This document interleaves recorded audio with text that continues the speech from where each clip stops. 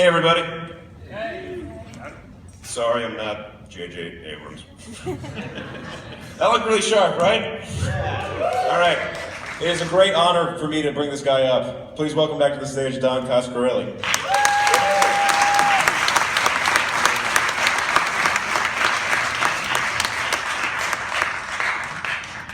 Score still gets me. There's still like my heart still goes up.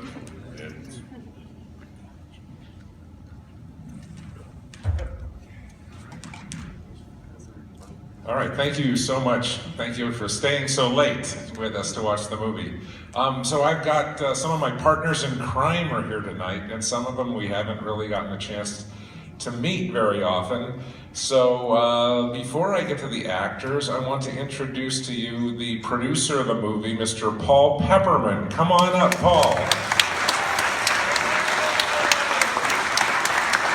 Paul was responsible for many of the special visual effects because all of us did different jobs, not just producing or not just focus pulling even, but Paul, if you examine his forefinger, that is the actual finger or molded finger that was inside the box. Okay, Paul. Okay, so the heart and soul of the film, the star, Mr. Michael Baldwin. Please come here, Michael.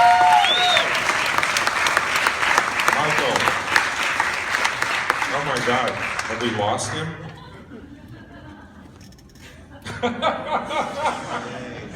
Okay, well, so much for Michael.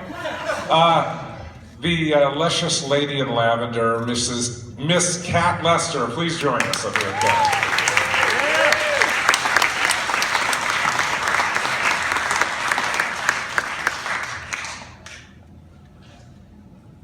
So, well, Kat makes her way to the stage. I don't know where he went to. He was here earlier, I guess. The tall man got him. All right, Kat, yes.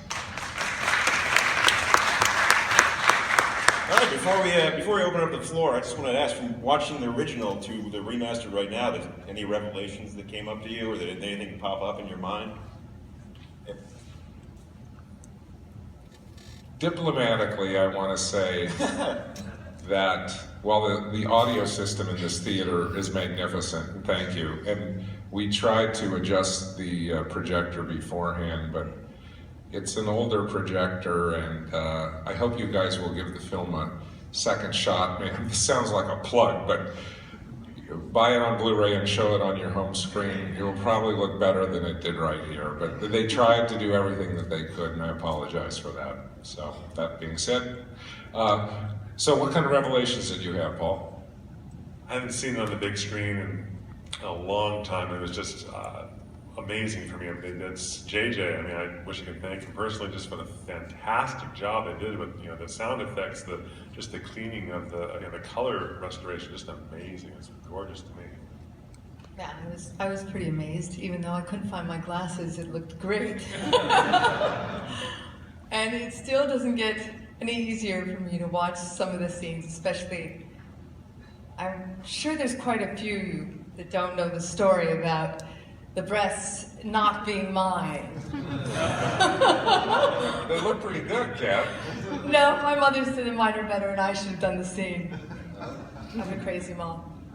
You can tell the story if you want. Well, the story is Kat was engaged to be married, and we were informed when we cast her that she would not be doing the nudity. So we had to go out and find a photo double to play her in the romantic scenes. And I guess we never let Kat know that we were going to do that. No. So at the first screening, it was a bit of a surprise, I guess, huh? Yes, it was. I didn't realize at the time, but Paul and you, Don, were sitting right behind me, and where that scene came up with the breast 20 feet high by 20 wide, I just yelled, I just let out this big scream, and you were laughing our asses off. You had the biggest kick. So it's still difficult for me to see that. Yeah. But it brings back so many fantastic memories. It was really the time of my life. And I wish Mike was here so I could really give him some hell, because he was the biggest pain in the ass. But I love him. Like to say. All right, let's open up to the floor.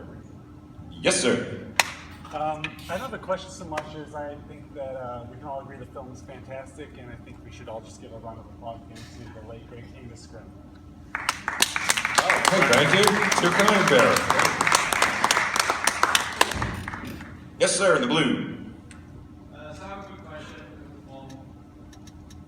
How much of the story did you have in your head, like the entire series? I noticed something I hadn't seen on previous watches, but there was like a mirror image when Mike first meets the tall man, and they're walking towards each other, and I know that becomes a big part in the later movies.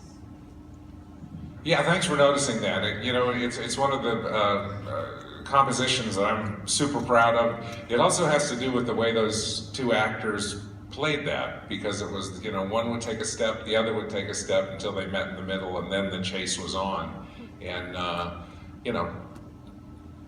I'd like to think that I had that all planned out in my head, but we got there on the set and sort of worked it out and had the right camera angle and the right lenses. Sometimes there are these happy accidents, and you get things that you don't really notice. I will say, myself also watching the film in its entirety, which I rarely ever do, is the nuanced performance certainly from Michael Baldwin as a child when we shot the movie, and he was just so subtle, and it was really remarkable to me this time watching it.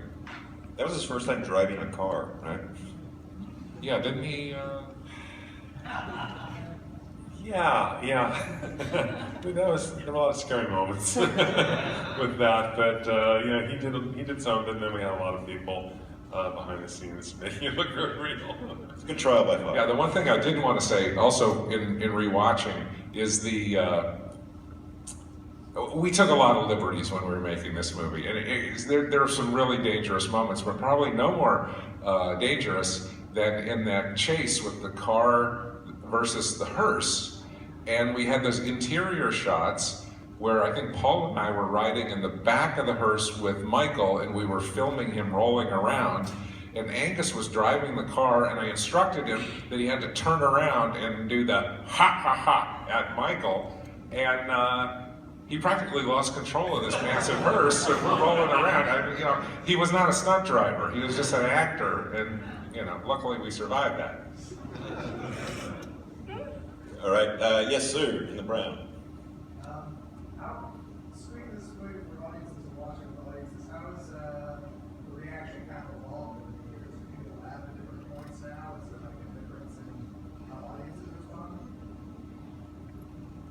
Not really. I think it's a similar response to when we used to watch it with audiences. There were certain sequences that I never thought they would be quite as hilarious. I'll be honest with you. The scene where the boys are fighting with the bug in the jacket. I always played it dead seriously, and so that was a surprise the first time I saw it. That actually how funny it was, and now years later I can actually appreciate the humor in that. We have time for one more, so yep, you. Sorry. Well, you mentioned, of course, Blu-ray, being able to watch at home. When you release it on Blu-ray, will it include all 4 Phantasm films, or just the first one? Absolutely, the intention is to sometime very soon to release all 5 Phantasm films. We actually have a Part 5 new film, Phantasm Ravager, which we've been teasing for a very long time. And all the original key actors are back. And it's really quite wonderful in many ways. And what's really most magnificent about it is that Angus Scrimm's final performance. And he's really just wonderful, because we shot the film well before that he was taken ill, and he's really in great form in that. And the plan is that at some point, I would hope by the end of the year to have all 5 out on Blu-ray. It would be really great. Yeah. So you can sit down and watch 6 hours of Phantasm if you choose. All right, guys, Phantasm. It looks really great. Thank you so much. You're wonderful.